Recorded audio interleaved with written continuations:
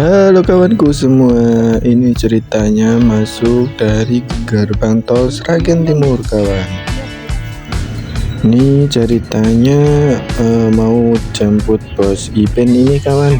Kita menuju di Bandara Adi Sumarmo Boyolali. Karena di sini belum sarapan, ini kita semua mampir dulu di Soto Seger. Setelah lanjut perjalanan kita sampai di Bandara Adi Sumarmo.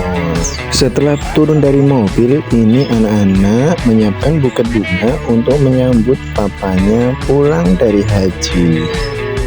Udah gak sabar menemui papa mamanya, ditinggal 20 harian.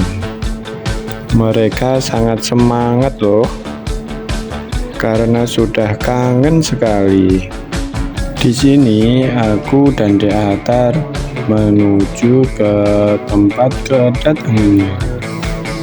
Di sini udah mulai ramai karena pesawat sudah landing dan ini mau menjemput keluarganya.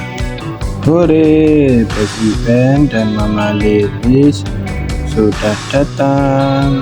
Anak-anak sangat senang sekali.